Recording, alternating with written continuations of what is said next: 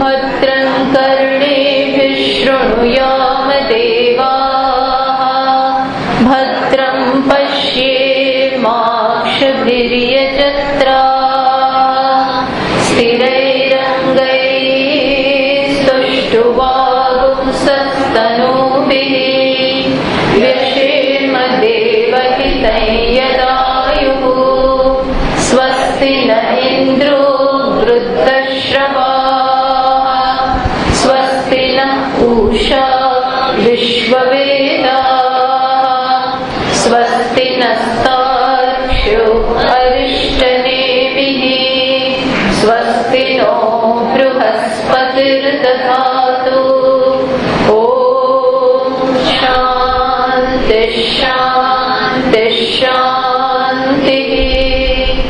शङ्करं शङ्कराचार्यं केशवं बादरायणं सूत्रभाष्यकृतौ वन्दे भगवन्तौ पुनः पुनः। ईश्वरो गुरुरात्मेति मूर्तिभेदविभागिने व्योमवद्व्याप्तदेहाय दक्षिणामूर्तये नमः।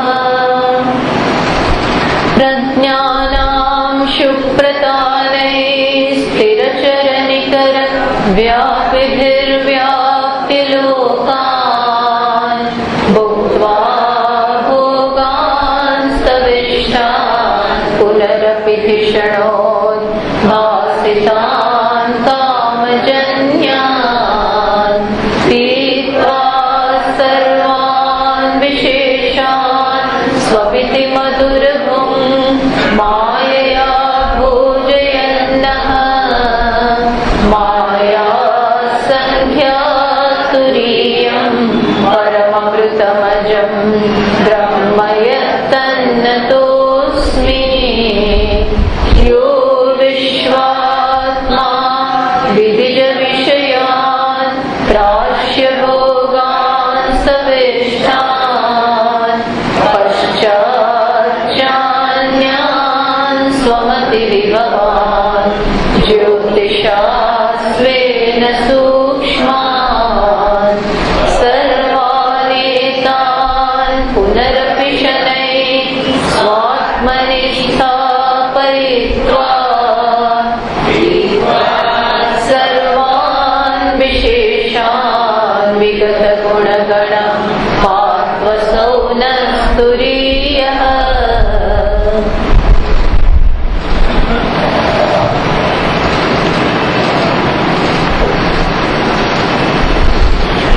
पंचाशीमा श्लोकी। प्राप्य सर्वज्ञतां कृत्स्नाम् ब्राह्मण्यं पदमद्वयम्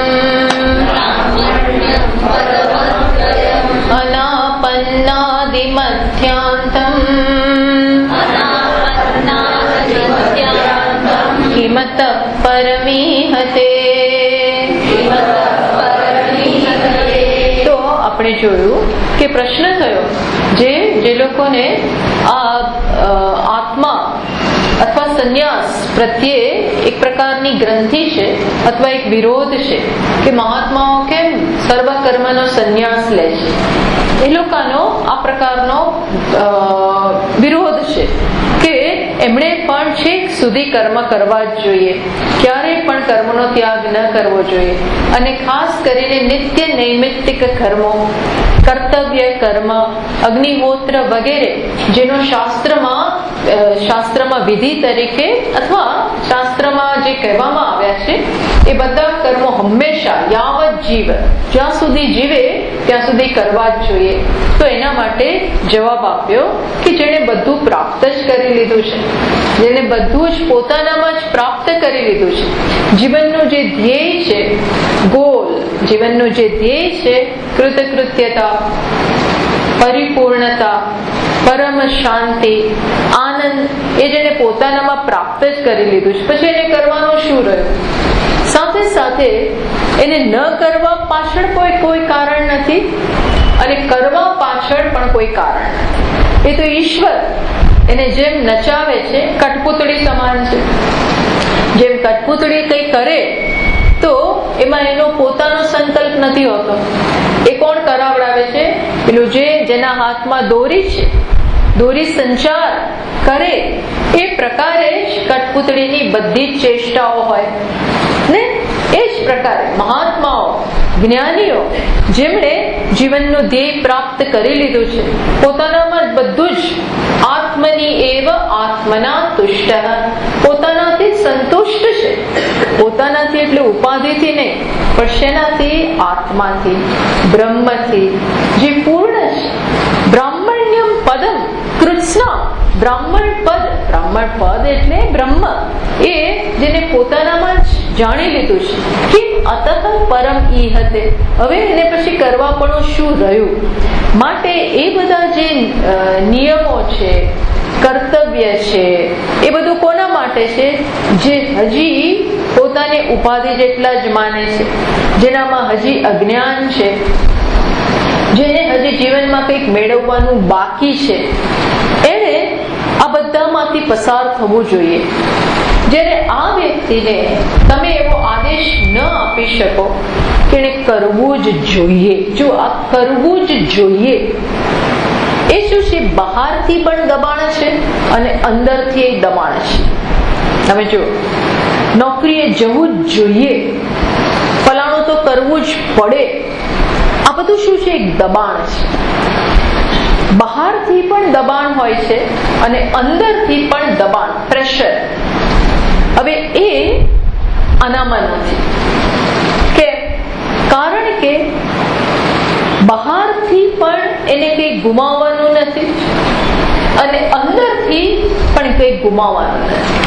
અંદરથી પણ એને એવી એક પણ લાગણી નથી કે હું આ નહીં કરું તો મને પાપ લાગશે, આમ નહીં કરું તો પુણ્ય નહીં મળે, સ્વર્ગમાં નહીં જઈ શકું, ધર્મ થી ચ્યુત થઈ જશે.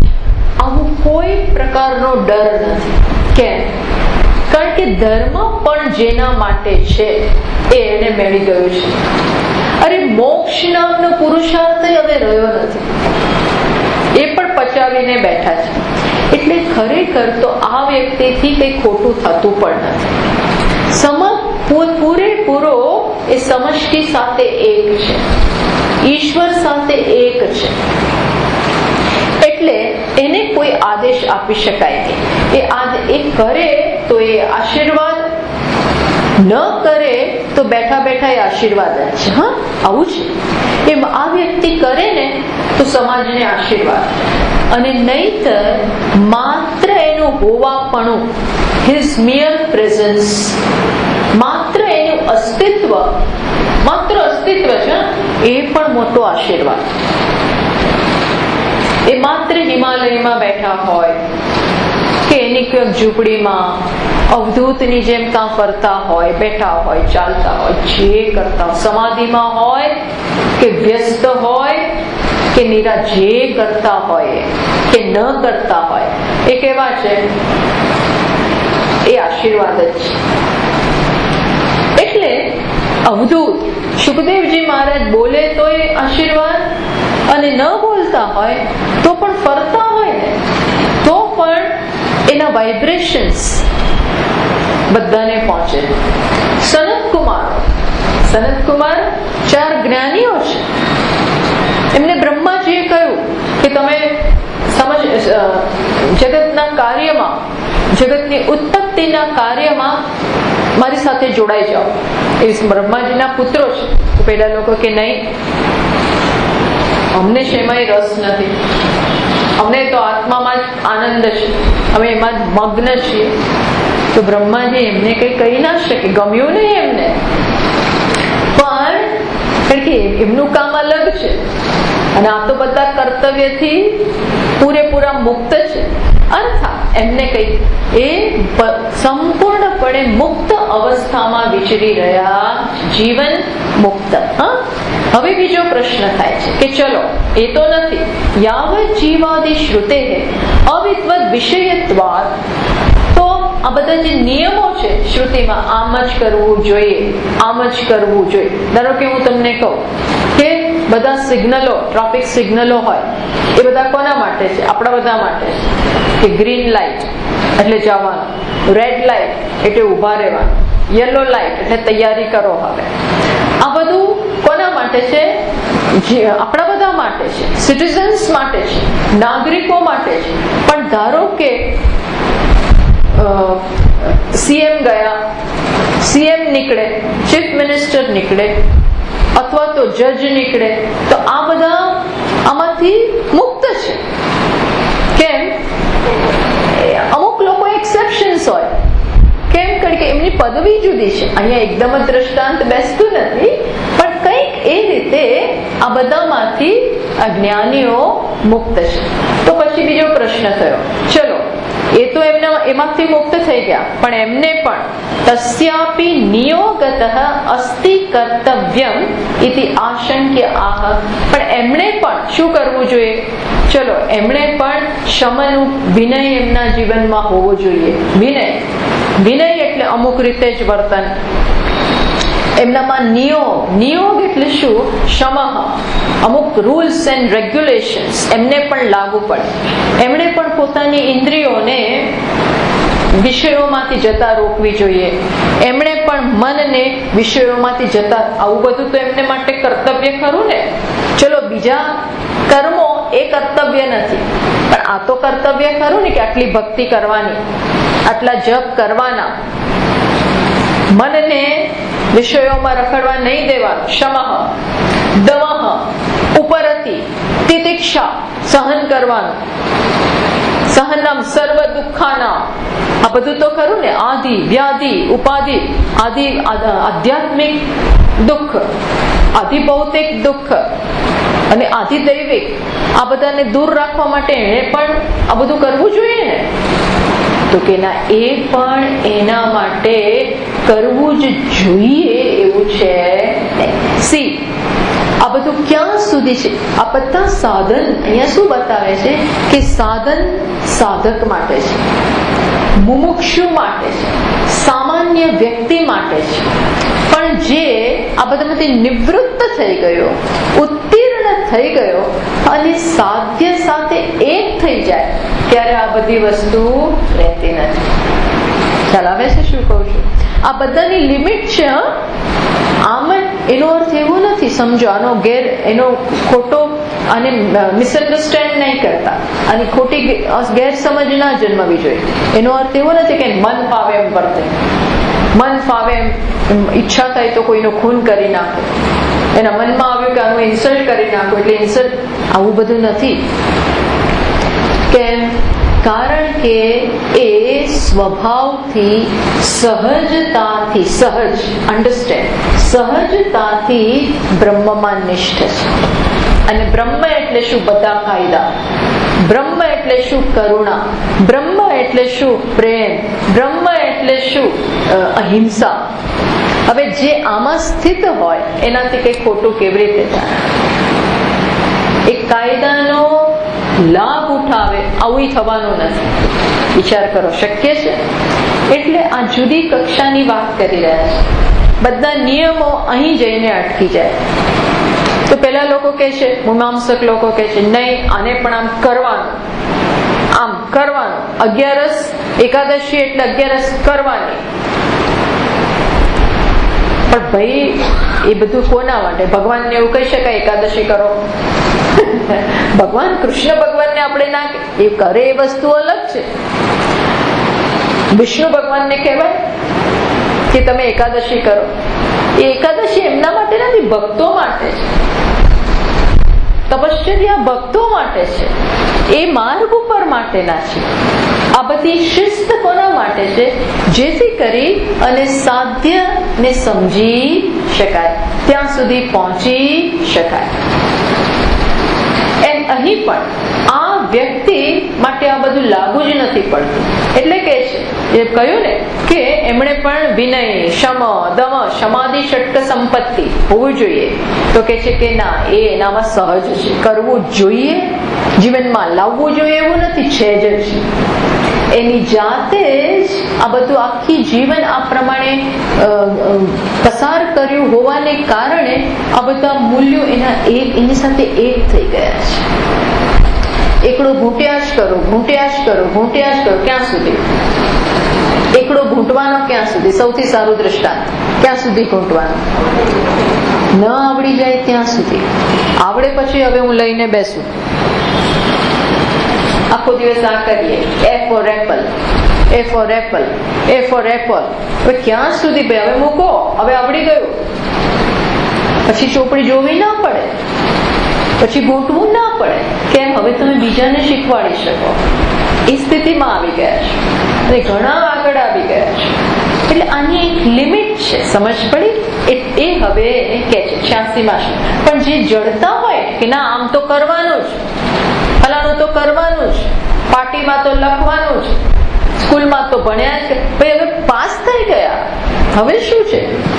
ઘૂંટવાનો એન્ડ આવી ગયો, એમ અહીંયા કહે છે. એટલે આ કર્મ જડતા, ધર્મની જડતા, આ જો ન સમજીએ ને, જડતા ક્યારેક બની જાય. એ જડતા આવે, એ જડતા આમ જ કરવાનું, એ બધામાંથી મુક્ત છે અને બધા મુક્ત થઈ શકે. એ વસ્તુ 86માં શ્લોકમાં કહે છે. વિપ્રાણામ વિનયો હેષઃ શમ પ્રાકૃત ઉચ્યતે દમ પ્રકૃતિ દાંતત્વાत् એવં વિદ્વાન શમં વ્રજેત. તો કહ્યું કે એને પણ શાંતિ માટે પ્રયત્ન તો કરવો પડશે ને, એને પણ ઇન્દ્રિય નિગ્રહ માટે શિસ્તથી રહેવું તો પડશે ને. તો કે છે એનું હોવાપણું જ વિનય, એનું હોવાપણું એ જ વિનય છે. સામાજિક રીતે એનું મન આપોઆપ જ શમમાં છે. શમ એટલે મનનો નિગ્રહ, આપોઆપ, સ્વભાવ, નૈસર્ગિક. વિપ્રાણ વિનયો હેષઃ. વિપ્રાણ, વિપ્ર એટલે બ્રાહ્મણો. અહીંયા બ્રાહ્મણ એટલે બ્રાહ્મણ જાતિ નહીં. એ આપણે ગયા વખતે પણ ચોખવટ કરી હતી. જાતિ નહીં, પણ શું? બ્રહ્મમાં જેની સ્થિતિ છે એવું સમજાવું. પછી વિનય એનું આ જ્ઞાન કે બ્રહ્મમાં અવસ્થિતિ, બ્રહ્મ હું છું એવું જ્ઞાન, એ જ મોટો વિનય. બોલો, એ જ મોટો વિનય, એ જ મોટી નમ્રતા. શમઃ પ્રાકૃત ઉચ્યતે. એ જ પ્રકારે શમઃ, શમઃ એટલે મનની શાંતિ. મનની શાંતિ માટે આ વ્યક્તિએ કંઈ કરવાની જરૂર જ નથી. જ્ઞાન ને કારણે આપોઆપ શાંતિ છે. શાંતિ એ એનું સ્વરૂપ છે. શાંતિ એના માટે પ્રાપ્તિનો વિષય નથી. શું છે? સ્વરૂપ. દમઃ એ જ પ્રકારે, દમઃ પ્રકૃતિ દાંતત્વાદ એવ. શું કે છે? સ્વભાવથી જે દાંત છે, સ્વભાવથી ઇન્દ્રિયોનો નિગ્રહ છે. ઇન્દ્રિયોને આમ રોકવી ના પડે. એકાદશી છે, આજે પેલું સામાન્ય દાળ ભાત શાક રોટલી નથી ખાવાની, નથી ખાવાનું, યાદ ના કરાવવું પડે. મન ત્યાં ભાગે અને કેવું એવું નહીં, સ્વભાવ. પ્રકૃતિ દાંતત એવં વિદ્વાન શમમ વ્રજેત. આ પ્રકારે આ વિદ્વાન, જે પૂર્ણ અર્થમાં વિદ્વાન છે, એ શમમ શાંતિ પ્રાપ્ત કરે છે, અથવા એને કરવી જોઈએ. ટૂંકમાં સ્વભાવથી શાંત છે. આ વાત અહીં કરે છે. તો એનો તો પછી એવું તો બ્રાહ્મણ જે અમુક રીતે જીવવું જોઈએ, વિદ્યા માટે પ્રેમ હોવો જોઈએ, એના જીવનમાં સરળતા હોવી જોઈએ, શાંતિ હોવી, તો એ બધું શું? એ બધા માટે શું કરવાનો આગ્રહ રાખો છો? તો કે હા, એ વાત તમારી સાચી છે. પહેલા આ બધું પ્રયત્ન સાધ્ય પહેલા આ બધું કેવું છે? પ્રયત્ન સાધ્ય. એમને કોઈ સરળતા આવતી નથી. એમને માણસ જો સરળ હોય તો સમજવું ગયા જન્મની ઘણી પૂંજી લઈને આવ્યો છે. પણ બાકી વિદ્યા માટે પ્રેમ, સરળતા માટે પ્રેમ, નિષ્કામ ભાવે વિદ્યા પ્રદાન કરવાનો પ્રેમ, લોભનો અભાવ, ક્રોધનો અભાવ, કામનો અભાવ, આ બધું પ્રયત્ન સાધ્ય છે, એમને નથી આવતું. એટલે પહેલા એક ગૌણ બ્રાહ્મણ એટલે શું? બ્રાહ્મણ જેને આપણે બ્રાહ્મણ કહીએ છીએ. એટલે ગૌણ એટલે શું? એનામાં કોઈ પણ વ્યક્તિએ આ ગુણ કેળવવા જોઈએ. કેમ? કારણ કે કહે છે, શું કહ્યું છે કે દરેક વ્યક્તિ જન્મે ત્યારે કેવું હોય?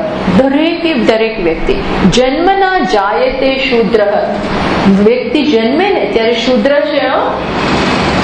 જ્યારે જન્મ થાય ત્યારે પ્રત્યેક વ્યક્તિ શૂદ્ર એટલે ગંદકીમાંથી આખી જન્મની પ્રક્રિયા જે પ્રકારની છે એટલે એ અશુદ્ધ જ છે. પછી એના સંસ્કાર થાય. જન્મે ત્યારે તો બધા શૂદ્ર. પછી શું કે છે? કર્મણા જાયતે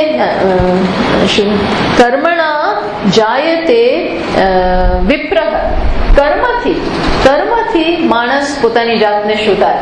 માણસ ઓળખાય છે નાથી પોતાના કર્મ, ઉત્કૃષ્ટ કર્મો, નિષ્કામ કર્મ, સેવાના કર્મો, આ બધાથી આગળ વધે.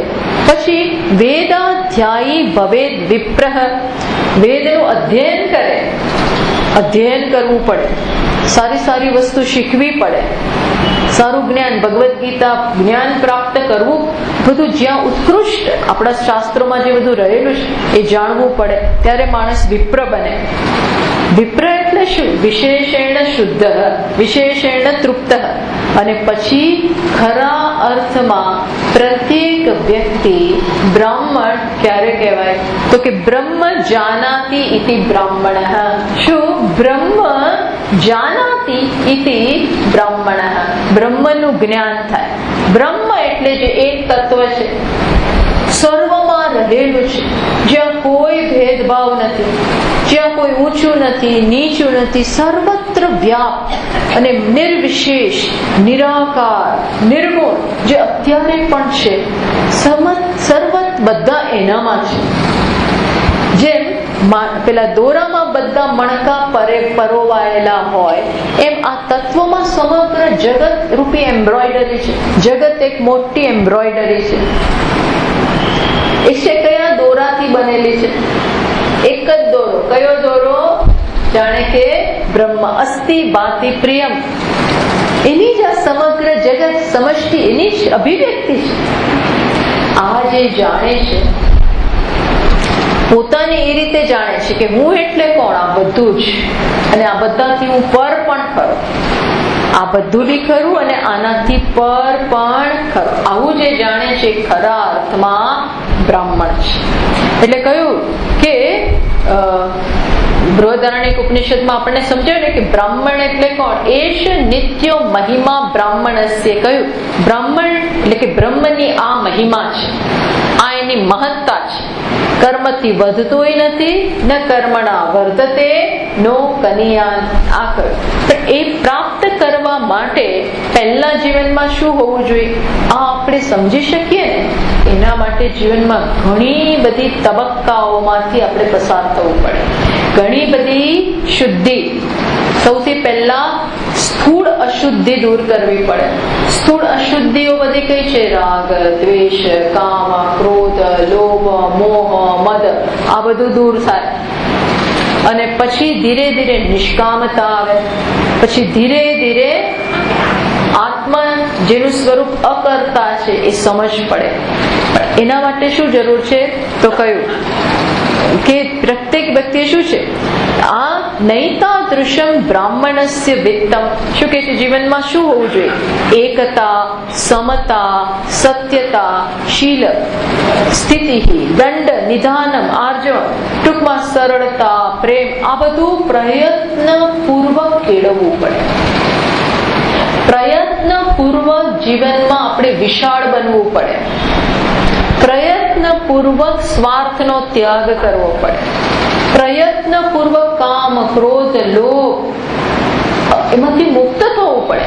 આમાં પ્રયત્ન છે, બહુ મોટો પ્રયત્ન છે. એ થઈ જાય પછી ધીમે ધીમે જ્ઞાન પ્રાપ્ત થાય અને એક દિવસ જ્ઞાનમાં નિષ્ઠા આવે. અને પછી શું? હવે એ આ જ્ઞાનમાં સહજ રીતે સ્થાપે. એના માટે વિનય કે નમ્રતા એ કોઈ કરવાની વસ્તુ નથી, એ આપોઆપ જ આવી જાય. કેમ? કારણ કે અભિમાન ક્યાં હોય? આ ઉપાધિને કારણે આપણને અભિમાન હોય. શરીરનું અભિમાન હોય, આપણા બુદ્ધિનું અભિમાન હોય, દેખાવનું અભિમાન હોય, ધનનું અભિમાન હોય. આ બધાને કારણે ગર્વ, આપણે કહીએ તો બહુ ગર્વ, બહુ પૈસાવાળા છે ને, બહુ અભિમાની છે, બહુ ઘમંડી છે. ત્યાં ઘમંડ શેનો છે? ઉદ્ધતાઈ શેને કારણે છે? હું તો પેલો નબીરાનો દીકરો છું, આમ છું, તેમ છું, આટલો બધો ભણેલો છું, આ છું. એ બધું ઉપાધિના સ્તરની, શરીરના સ્તરની જે બધી ગુણવત્તાઓ છે એને કારણે અભિમાન હોય છે. પણ આને શેનું અભિમાન? એ તો પોતાની જાતને કઈ રીતે ઓળખે છે? હું બધું જ છું. જેનું તાદાત્મ્ય શરીર સાથે રહ્યું જ નથી, બુદ્ધિ સાથે રહ્યું જ નથી, મન સાથે રહ્યું જ નથી, એ તો સર્વત્ર પોતાની જાતને જાણે છે. એને કઈ ઉદ્ધતાય હોય? એટલે ઉદ્ધતાય અજ્ઞાન બતાવે. ઉદ્ધતાય કે વિનયનો અભાવ શું બતાવે છે? અજ્ઞાન બતાવે છે. આમ પણ જોજો, જેમ આપણે જો કહીએ છીએ ને, વૃક્ષો જેમ ફળ બેસે એમ નીચું આવતું જાય. ફળોથી લાદેલું વૃક્ષ હોય ને એકદમ નીચે નમતું હોય. એ શું છે? એ આપોઆપ જ નમી પડે. કેમ? કારણ કે કેમ વધારે લોકોને ઉપલબ્ધ થાવ, કેમ વધારે મદદ કરો. આપણે કે અધૂરો ઘડો વધારે છલકાય, એવું કેવું છે ને ગુજરાતીમાં કહેવત છે, અધૂરો ઘડો વધારે છલકાય. પણ આ તો પૂરો છે, છલકવાની જગ્યા જ નથી. એ જગ્યા જ નથી. કોને બતાવવાનું? કોની સાથે ઉદ્ધતાઈ કરવાની? બીજું કોઈ છે જ નહીં. જેને સર્વત્ર પોતાના જ દર્શન થાય છે, જેને કઈ મેળવવાનું નથી, કપટ કરવાનું નથી, જ્યાં પોતાના દર્શન છે. કોની સામે? કોના માટે? આવી આછકલાઈ હવે રહેતી નથી. એટલે કહ્યું કે શું છે? બ્રાહ્મણાનામ વિનીતત્વમ સ્વાભાવિકમ. એ કેવું બની ગયું છે? સહજ. એને પ્રાપ્ત કરવા માટે હવે પ્રયત્ન નથી. ના, મારે વિનય કરવો પડશે, મોટા હોય એટલે આમ કરવાનું, ત્યાં એ સહજતાથી બધું થાય. કેમ? યદેતદ આત્મ સ્વરૂપેણ અવસ્થાન એશ વિનય. ભાષ્યકાર બહુ સરસ વ્યાખ્યા કરે. શું કહે છે? આત્મ સ્વરૂપમાં એની સ્થિતિ એ જ એનો વિનય. આત્મ સ્વરૂપેણ અવસ્થાન એશ વિનય, એ જ એનો મોટો વિનય છે. તો પછી ક્ષમા માટે તો પ્રયત્ન કરવો પડતો હશે ને? જુઓ, સાધકે શેના માટે પ્રયત્ન કરવાનો? શાસ્ત્રમાં શું કહે છે કે સાધન ચતુષ્ટય સંપત્તિ હોવી જોઈએ. સાધન ચતુષ્ટય સંપત્તિ એટલે શું? નિત્ય અનિત્ય વસ્તુ વિવેક, નિત્ય અનિત્યનો વિવેક એક, વૈરાગ્ય બીજું, અને ત્રીજું શું? સમાધિ ષટ્ક સંપત્તિ, અને ચોથું શું? મુમુક્ષા. તો એમાં જે ત્રીજું છે શું? સમાધિ ષટ્ક સંપત્તિ. સમાધિ ષટ્ક સંપત્તિ એટલે 6 મૂલ્યોનો સમૂહ જે સાધકમાં હોવા જોઈએ. શું હોવા? કઈ વસ્તુ? શમ, દમ, ઉપરમ, તિતિક્ષા, શ્રદ્ધા અને સમાધાન. આ 6 વસ્તુ. તો એ પણ કહ્યું છે કે સાધકે પ્રયત્ન પૂર્વક પોતાના જીવનમાં આ ગુણ કેળવવા જોઈએ. અને એના કારણે આત્મની એવ આત્મના પશ્યે. એ છે આત્મા, બૃહદારણ્યકમાં કહે છે સમાહિ શાંતો બહુ પ્રખ્યાત વાક્ય છે. શાંતો દાંત ઉપરત સ્થિતિક્ષુ સમાહિતો ભૂતવા, જે આપણે આ 6 ની આવા બનીને આત્મની એવ આત્માનમ પશ્યતિ, પોતાનામાં જ પોતાના દર્શન કરે છે. એનો અર્થ શું થાય? સર્વાત્માનમ પશ્યતિ, પોતાનામાં જ સર્વને જુએ છે. અન્ડરસ્ટેન્ડ? પોતાનામાં સર્વને અને સર્વમાં પોતાને. દ્વૈત રહ્યું જ નહીં. આમ દ્વૈત દેખાતું દ્વૈત, પણ ખરેખર શું? અદ્વૈત. આવું ધ્યેય છે. આ બધા મૂલ્યોનું, આ બધી સંપત્તિની પરિસમાપ્તિ, કલ્મિનેશન, પરિપાક શેમાં છે? આ પ્રકારના અદ્વૈતના બ્રહ્મના જ્ઞાનમાં. તો એમાં પહેલું શું છે? શમઃ. દમઃ પણ કહી શકીએ કે દમઃ એટલે શું? દમઃ એટલે કે છે ઘણી બધી એમની વ્યાખ્યાઓ કરવામાં આવી છે, પણ બાહ્ય ઇન્દ્રિય નિગ્રહ, આપણી બધી ઇન્દ્રિયોનો નિગ્રહ. ઉભયેષામ ઇન્દ્રિયાણા વિષયેભ્ય પરાવર્ત્ય સ્થાપનમ સ્વસ્વ ગોલકે, વિષયોમાંથી મનને ખેંચી લેવું, ઇન્દ્રિયોને ખેંચી લેવી અને ક્યાં સ્થાપિત કરવી? સ્વ ગોલકે. એટલે શું? મનને ચક્ષુને વિષયોમાંથી લઈ લેવા, પોતાના સ્થાને સ્થાપિત કરવા. કાનને વિષયોમાંથી લઈ લેવા, પોતાને. આ પણ જરૂરી છે. આ ઇન્દ્રિયોનો નિગ્રહ. ના, એમાં એવી શું જરૂર છે? એવું દમન કરવાની જરૂર શું? આજકાલ આવો મત ચાલે છે. આજના મોડર્ન મત કેવા છે? કોઈ પણ પ્રકારનું સપ્રેશન નહીં કરવાનું. સપ્રેશન એટલે પોતાના ઉપર દબાણ નહીં, જે ઈચ્છા થાય એ કરવાનું. આ તો બહુ ડેન્જરસ છે. સપ્રેશન આપણે આપણા મનને કે ઇન્દ્રિયોને મારી નથી નાખવાની. જે પણ કંઈ કરતા હોય એ વિવેકથી કરવાનું, સમજીને. ધારો કે છૂટો દોર જ આપીએ તો આ ક્યાં જઈને અટકશે? ક્યાંય અટકવાનું જ નથી. કારણ કે આ ઇન્દ્રિયો તો એવી છે, એને ક્યારેય પણ તૃપ્તિ થવાની જ નથી. કહ્યું ને યયાતિ રાજાએ, ન જાતો કામ કામાના ઉપભોગે ન શામ્યતિ. કામનાઓને પૂરી કરવાથી, ઇન્દ્રિયો જે માગે એ આપવાથી ક્યારે એને તૃપ્તિ કે સંતોષ થવાનો છે? હજુ એ તો અધૂરી જ છે, અતૃપ્ત જ છે, અને વિષયોમાં એ તૃપ્તિ છે જ નહીં. એટલે તમારે વિવેકથી સમજાવીને એમાં જે દોષ રહેલા છે એ વારંવાર મનને સમજાવીને, ઇન્દ્રિયોને સમજાવીને એમાંથી નિવૃત્ત કરવા પડે. આ અભ્યાસ અને વૈરાગ્ય એ દ્વારા દમન કરો. ખુરશી ઉપર બેઠા હોય, ડાઇનિંગ ટેબલ ઉપર, અને સરસ બધું બનાવ્યું છે, મસાલા ઢોસા, ઈડલી, સંભાર, અને આપણે તો 1 પછી 2 પછી 3 ખાધા જ કરીએ. ખાધતો કે નહીં? જરા પેટનો પણ વિચાર કરો, તબિયતનો એ વિચાર કરો. એટલે શું કરવું પડે? આપણે દમન નથી કરતા. શું કરીએ? આ બધું વિચાર. જો આનાથી હવે વધારે ખાઈશું તો આવી જ બનવાનું. તો શું કરવું પડે? એક સંકલ્પ, હવે નહીં, ઇનફ ઇઝ ઇનફ. પછી શું કરવું પડે? ખુરશી હટાવી જ દેવી પડે. અથવા આજકાલ શું કે આઈ એમ ડન. શું બોલે? આઈ એમ ડન. એટલે મારું પતી ગયું, હવે મને મૂકતા નહીં. રસગુલ્લા બહુ ભાવે, ગુલાબજાંબુ બહુ ભાવે, એટલે કઈ હરીફાઈમાં નહીં ઉતરવાનું. લોકો હરીફાઈમાં ઉતરે પછી જે દવા, એવું નહીં. આ શું છે? વિવેક. બસ 1 2 તો 3, દરેકની પોતાની એક લિમિટ. આ બધું લિમિટલેસ ના હોય. આને શું કહેવાય? દમન. એ જ પ્રકારે શમઃ એટલે શું?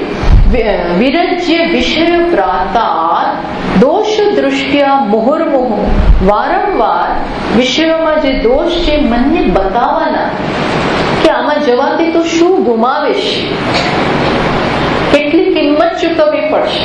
આ બધું બતાવીએ ને, ધીરે મનને મિત્ર બનાવવાનું.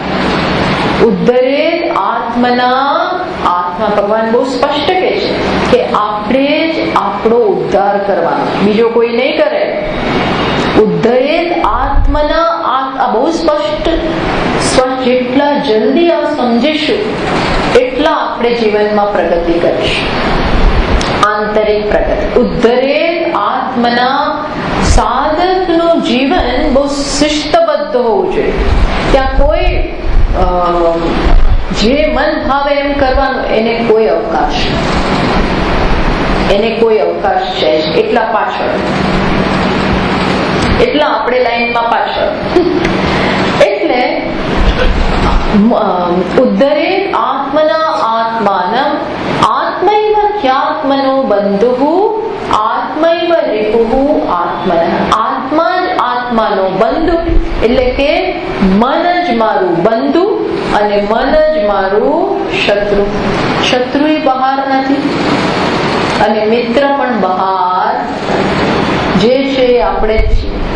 માટે આ શું કરવાનું? જાતે પ્રયત્ન.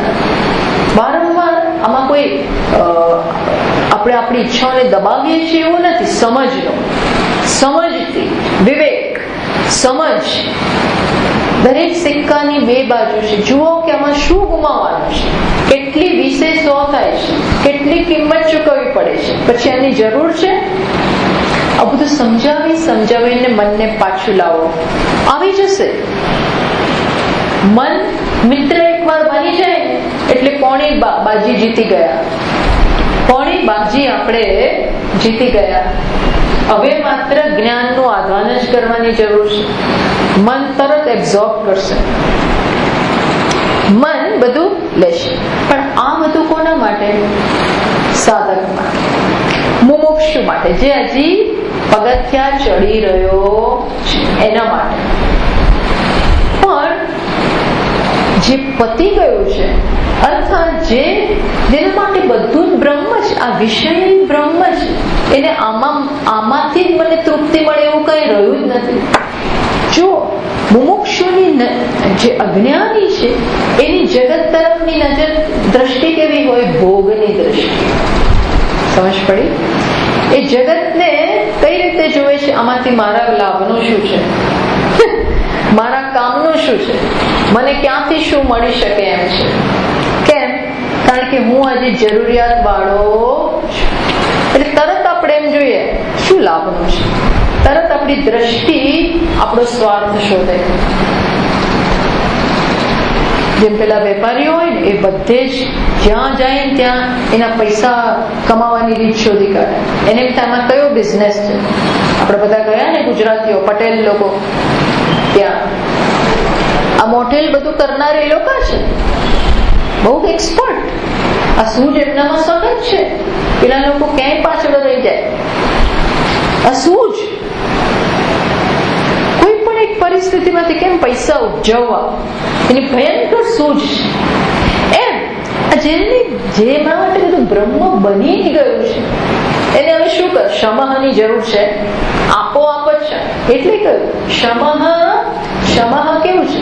શમઃ પ્રાકૃત સ્વાભાવિક અકૃતક. કેવું છે? આની જાતે જ ક્યાં એનું મન, એ ખરેખર તો કેવું છે, જ્યાં એનું મન જાય ને ત્યાં સમાધિ. યત્ર યત્ર મનો યાતિ તત્ર તત્ર સમાધય. એ કહ્યું. એ જ પ્રકારે દમઃ અને શમઃ. બસ આ પ્રકારે એ વિદ્વાન જીવનમાં શાંતિ પ્રાપ્ત કરે છે. કઈ રીતે? જ્ઞાન જ શાંતિ છે. સમજો, શાંતિ એ એના માટે પ્રાપ્તિનો વિષય નથી. એવું નથી ચલો હવે હું ક્યાંક જતો રહું, આ છોડી દો, કે આ પકડું, આ છોડું. આ બધું હેય ઉપાદેય. હેય એટલે છોડવું, ઉપાદેય એટલે પકડવું. આ બધું રીત જે અજમાવે છે એ પ્રકારે શાંતિ નથી મેળવતો. અને શાંતિ કેનાથી છે? જ્યાં હોય ત્યાં શાંતિ છે, અંદર જ શાંત છે. શાંતિ એટલે કઈ અવાજ ન થાય, કશું થાય નહીં, એને શાંતિ નથી કહેતા. આ તો શું છે? શાંત જ છે. બધું ચાલતું હોય ત્યારે શાંત. કારણ કે ક્યાં બેઠેલો છે? બ્રહ્મ સત્ય. આ મિથ્યાની અશાંતિ કે શાંતિ એને કોઈ રીતે નડતી, જુદી દ્રષ્ટિ છે. એટલે કહ્યું કે વિદ્વાન શમમ વ્રજે, એનું આ જ્ઞાન જ એનો વિનય, એ જ એનું શમ અને એ જ એનું દમન. માટે આ કોઈ પણ વસ્તુ નિયોગને અધીન છે કે નહીં? નથી. આદેશને અધીન નથી. સાધક માટે એવું નથી, ના અમે હવે એવું જ કરી દઈએ, ના એવું નહીં. સાધક માટે આ બધી વસ્તુ પ્રયત્ન સાધ્ય. જતે દિવસે એ સરળ બની જશે, જતે દિવસે એ સહજ બની જશે.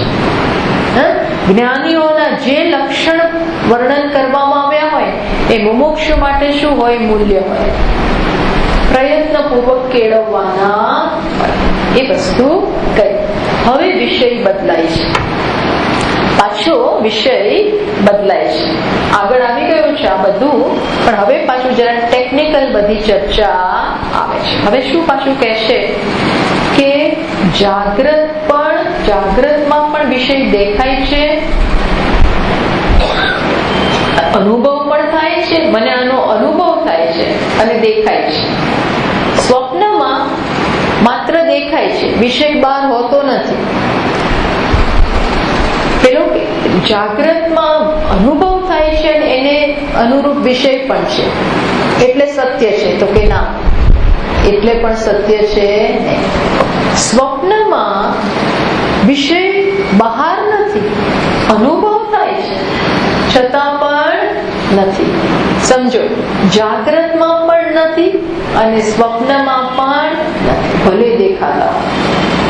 આ ચર્ચા હવે આવે છે. અર્થાત શું કહેવામાં આવે છે? જગત પ્યોરલી અને પ્યોરલી શું છે? માત્ર એક આભાસ છે. એ વસ્તુ હવે પછીના શ્લોકમાં આવે છે, જે આપણે આવતા વખતે જોઈએ. ઓમ પૂર્ણમદ પૂર્ણમિદં પૂર્ણાત પૂર્ણમુદચ્યતે પૂર્ણસ્ય પૂર્ણમાદાય પૂર્ણમેવાવશિષ્યતે. ઓમ શાંતિ શાંતિ શાંતિ. કરમ શંકરાચાર્યમ કેશવમ બાદરાયણમ સૂત્રભાષ્યકૃતૌ વંદે ભગવन्तૌ પુનઃ પુનઃ. ઈશ્વરો ગુરુરાત્મેતિ વિભાગિને વ્યોમવદ્વ્યાપ્તદેહાય દક્ષિણામૂર્તયે નમઃ. ઓમ શાંતિ શાંતિ શાંતિ.